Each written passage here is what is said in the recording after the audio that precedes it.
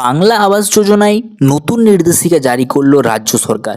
প্রতিটি জেলা প্রশাসনের উদ্দেশ্যে পাঠানো হলো এই নির্দেশিকাগুলি। কি বলেছে? বাংলা আবাস যোজনায় নতুন নির্দেশিকা জারি করলো রাজ্য সরকার। প্রতিটি জেলা প্রশাসনের উদ্দেশ্যে পাঠানো হলো এই নির্দেশিকা। বাংলার বাড়ি প্রকল্পের রাজ্য সরকারের ইতিমধ্যেই 12 লক্ষ টাকা উপভোক্তার ব্যাংক অ্যাকাউন্টে টাকা পাঠিয়েছে। প্রথম কিস্তির 60,000 টাকা উপভোক্তাদের ব্যাংক অ্যাকাউন্টে ঢুকেছে। ওই উপভোক্তাদের দ্বিতীয় কিস্তির টাকা জুন মাসেই ব্যাংকে ঢুকবে। সেই দ্বিতীয় কিস্তি টাকা দেওয়ার আগে নবান্ন নির্দেশিকা জারি করলো।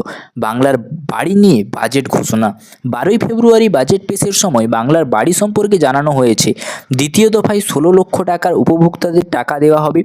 তার জন্য বাজেটে 9,600 কোটি টাকা বরাদ্দ করা হয়েছে। এই 16 লক্ষ উপভোগ থেকে 60,000 টাকা দেওয়া হবে এবছর ডিসেম্বর মাস। জেনে রাখা ভালো, আবাসের সমীক্ষার মোট নাম উঠে এসেছিল 28 লক্ষ। যদিও 2022-এর সার্ভেতে 34 লক্ষ নাম ছিল। পরে রাজ্য সরকার টাকা দেওয়ার আগে পুনরায় সার্ভে করে সেখানে বেশ কিছু উপভোক্তার নাম বাদ দেয়। যারা ইতিমধ্যেই বাড়ি তৈরি করে ফেলেছে, যাদের অনুপযুক্ত হিসেবে সমীক্ষায় পাওয়া গেছে, যারা স্থান ত্যাগ করে চলে গেছে, তাদের নাম বাদ পড়ে যায়। ফলে 28 লক্ষ উপভোক্তার নাম উঠে আসে। এদের মধ্যে 12 লক্ষ উপভোক্তা থাকে।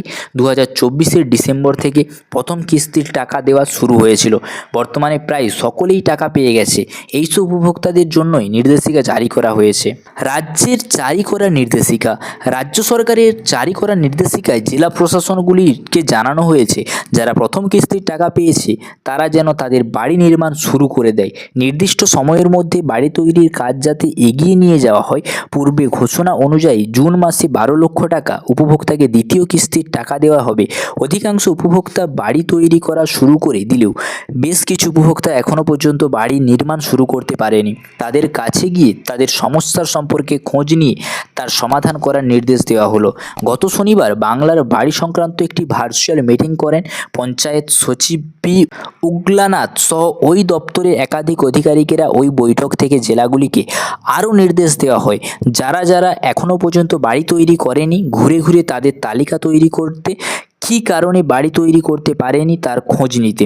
নির্দিষ্ট সময়ে বাড়ি তৈরি না হলে দ্বিতীয় কিস্তির টাকা পেতে দেরি হবে। তাই বেশি করে নজরদারি চালানোর নির্দেশ দেওয়া হয়েছে। তাছাড়াও নোডাল অফিসারের উদ্দেশ্যে জানানো হয়েছে, ওইসব উপভোক্তাদের পানীয় জল ও শৌচাগার নিশ্চিত করতে হবে। এখনও কয়েকজন উপভোক্তা এমন আছে যারা প্রথম কিস্তির 60,000 টাকা পায়নি। মূলত সমীক্ষার ওই সব উপভোক্তারা মৃত্যু হওয়ার কারণে টাকা আটকে গেছে।